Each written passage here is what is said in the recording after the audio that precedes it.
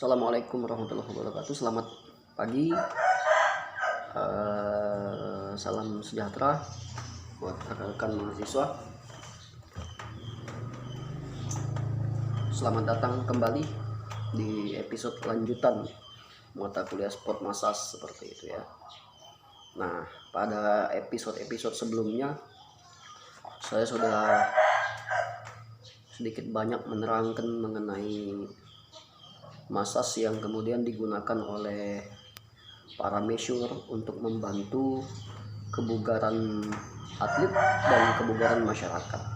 Jadi massage itu selain dapat digunakan oleh masseur dalam rangka membantu kebugaran para atlet, massage juga digunakan oleh sebagian besar masseur dan bahkan lebih banyak digunakan untuk kebugaran masyarakat seperti itu ya. Nah, dalam rangka apa? Dalam rangka meresintesis kembali gitu ya, atau meregenerasi kembali sel-sel yang tadinya rusak akibat pola kerja mungkin yang terlalu berat seperti itu. Nah, rekan-rekan mahasiswa sekalian, pada episode kali ini saya akan bercerita mengenai turunan dari massage itu. Selain digunakan untuk kebugaran jasmani, kebugaran atlet atau kebugaran masyarakat, massage juga dapat digunakan untuk bagaimana membantu proses percepatan penanganan cedera pada olahraga ya. Nah, hari ini kita akan membahas mengenai cedera olahraga ya. Nah, minggu depan nanti saya coba akan mengenalkan kepada saudara bagaimana proses pemberian massage yang kemudian dapat membantu pemercepatan proses pemulihan cedera. Nah, untuk hari ini kita kenal lebih dalam dulu apa itu cedera yang diakibatkan melalui proses olahraga seperti itu ya. Oke, apa definisi cedera seperti itu ya. Nah, sekarang kalau kita tinjau berdasarkan definisi cedera, maka cedera itu terjadi karena akibat dari ketidakmampuan yang pertama otot ya. Nah, yang kedua persendian, yang ketiga tendon, yang keempat kulit. Jadi terjadi ketidakmampuan jaringan, keempat jaringan tersebut. Nah, karena apa?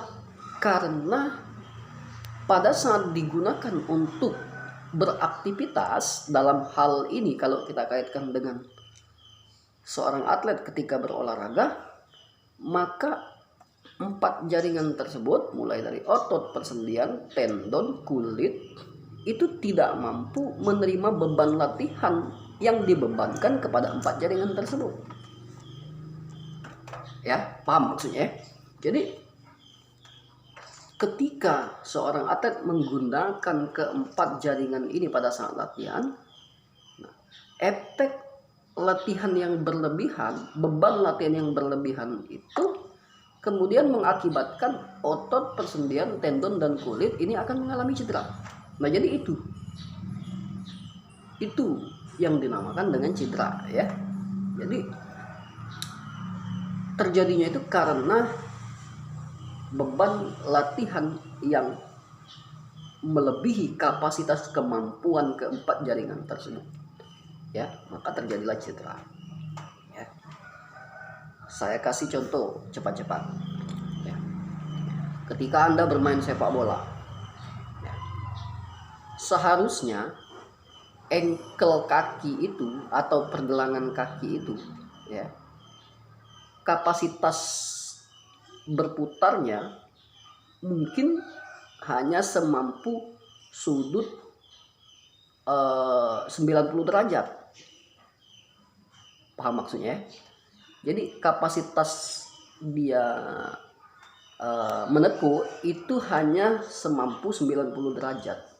Tetapi karena tackling yang kuat ya, kemampuan tackling yang kuat ya, akibat tackling yang kuat, maka terjadi tekukan 180 derajat Nah, sementara kemampuan yang dia sanggup itu hanya 90 derajat.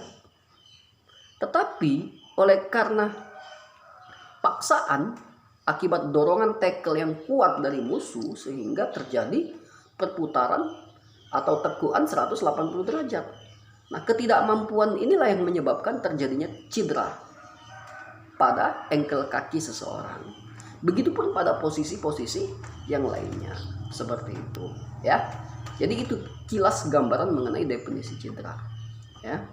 Nah, kemudian selanjutnya kita berbicara mengenai faktor yang mempengaruhi cedera olahraga. Cedera itu terjadi seperti apa? Yang pertama, akibat dari kondisi individu, ya. Mulai dari usia, ya, yang menyebabkan terjadinya cedera olahraga. Usia ini sangat berpengaruh. Semakin menua seseorang, maka semakin rentan kondisi 4 jaringan yang dimilikinya, seperti itu. Kemudian jenis kelamin, ya, karakter, pengalaman. Nah, kemudian warming up yang dia lakukan atau kelainan postur, ya. Jadi itu yang dimaksud dengan kondisi individu adalah hal-hal seperti tadi. Selanjutnya, sarana olahraga, bentuk dan ukuran peralatan. Apa maksudnya sarana olahraga? Lapangan yang buruk, yang berlobang, ya, yang tidak standar, itu dapat menjadi faktor penunjang terjadinya cedera, ya. Makanya pada kasus-kasus olahraga di Eropa itu ketika terjadi kerusakan pada lapangan, yang dilakukan oleh mereka adalah segera memperbaiki sesegera mungkin, ya. Nah, jadi itu. Nah, kemudian karakteristik olahraga. Nah, ini bergantung jenis olahraganya, gitu, ya. Bergantung pada jenis olahraganya, ya. Apa maksudnya? Olahraga berat seperti bela diri yang lebih banyak menggunakan gerakan-gerakan yang ekstrim, seperti itu. Nah, kemudian lingkungan fisik itu maksudnya suhu dan kelembapan udara. Sebentar, ya. Masuk ya. Aku lagi ngajar dulu ya. Mohon maaf tadi ada gangguan teknis, ya. Kita lanjut. Nah, selanjutnya klasifikasi terjadinya cedera. Nah, sekarang kita berbicara kapan cedera itu terjadi jika kita tinjau berdasarkan waktu, ya. Dalam hal tersebut ada 2. Yang pertama, dia bersifat akut. Akut itu artinya kambuhan, ya. Jadi sering terjadi berulang-ulang. Nah, saya kasih contoh. Pernah enggak saudara biasanya mengalami cedera yang lama, tetapi pada saat digunakan lagi untuk bermain kembali lagi, seperti itu. Dan ini biasanya contoh kasus ini banyak terjadi pada ligamen dengkul, seperti itu, atau ligamen patella, atau terjadi pada daerah-daerah ligamen ankle, seperti itu, ya. Jadi kambuhan maksudnya. Nah, sementara untuk kronis itu maksudnya saat itu terjadi, ya. Jadi sifatnya parah, seperti itu. Nah, ya, jadi saat itu terjadi, itu maksudnya. Nah, kemudian cedera itu klasifikasinya berdasarkan berat dan ringan cedera. Ada yang berat, kemudian ada yang parah. Nah, kalau yang terstandarisasi berat itu biasanya karena robeknya jaringan, seperti jaringan ligamen, ya. Nah, itu biasanya berat. Kalau dia putus ligamen itu maka berat. Kemudian fraktur, ya, yang sampai patah, ya, yang sampai patah atau hancur, gitu, ya. Itu banyak contoh-contoh kasus terjadi. Itu klasifikasi cederanya berat, ya. Kalau ringan biasa seperti memar dan lain sebagainya, ya. Nah, kemudian berdasarkan jaringan yang terkena, jaringan lunak itu terdapat pada otot, tendon, ya. Nah, kalau keras itu terdapat pada tulang-tulang, ya, seperti itu. Nah, kemudian berdasarkan lokasi cedera ya banyak. Misal terkena pada pergelangan tangan, pergelangan kaki dan lain sebagainya ya. Jadi itu. Nah, kemudian ada beberapa jenis cedera yang sering terjadi pada manusia ya. Misal satu, dislokasi.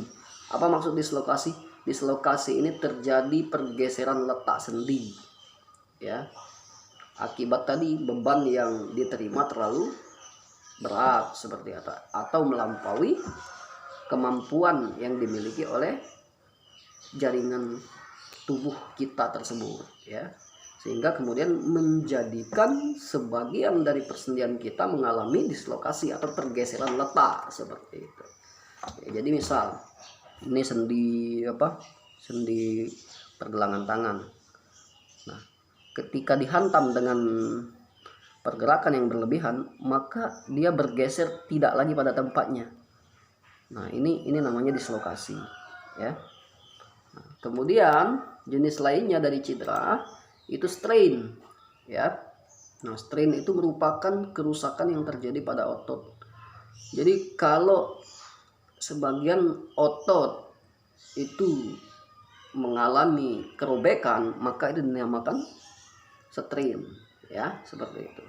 Ingat, strain itu rusaknya pada otot, bukan pada tulang seperti itu ya. Nah, jadi jangan sampai salah nanti. Selanjutnya sprain. Nah, ini yang kadang terbalik-balik orang. Kalau strain itu tadi saya katakan di awal bahwa rusaknya terjadi pada otot. Nah, untuk sprain itu rusaknya pada ligamen, baik itu putus, robek, dan lain sebagainya. Jadi dia yang terjadi pada ligamen seperti itu ya. Nah, selanjutnya fraktur. Fraktur itu patah ya, patah pada daerah-daerah keras atau daerah-daerah tulang keras. Nah, konsep penanganan yang harus kita lakukan sebagai bentuk penanggulangan, baik itu mencegah, kemudian atau dalam rangka membantu pertolongan pertama, yang paling sering digunakan oleh manusia sebelum memberikan perlakuan massage itu biasanya adalah dengan menggunakan konsep RICE. R-I-C-E. Apa itu RICE atau apa itu RICE? RICE itu kalau kita ungkap satu persatu, R-nya itu istirahat atau rest ya. Nah, I-nya itu S, C-nya kompres, kemudian I-nya elevation. Jadi ketika terjadi cedera, tugas kita yang pertama adalah mengistirahatkan kondisi anggota gerak kita yang sedang mengalami cedera. Dibantu pakai S, ya, dibantu pakai S.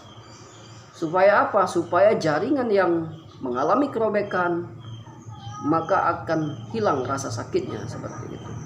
Nah, kemudian kompres, ya. Jadi dikompres tadi menggunakan S tadi. Nah, selanjutnya dielevasi, artinya dielevasi ini membantu mengembalikan peredaran darah ke jantung. Jadi sifatnya nanti ditinggikan. Nah, jadi 4 hal ini. Nah, saudara-saudara sekalian, untuk pengantar perkuliahan cedera olahraga ini mungkin itu saja yang dapat saya ungkap. Untuk selebihnya mungkin saudara bisa lihat, saudara harus baca-baca berbagai referensi yang dapat saudara temukan baik di Google atau di buku-buku massage seperti itu ya. Nah, untuk minggu depan sebagai pertemuan terakhir kita, di minggu depan kita akan berbicara bagaimana bentuk pertolongan massage itu untuk dapat membantu cedera olahraga. Kita akan berbicara ke situ. Nah, hari ini tugas yang harus saudara buat seperti biasa, buat laporan perkuliahan ya. Nanti dijadikan satu, dikumpul pada akhir semester ya. Jangan lupa untuk ditambahkan setiap episodenya 1 subscriber, like dan komen seperti itu ya. Terima kasih atas segala perhatian. Saya Ri, wassalamualaikum warahmatullahi wabarakatuh.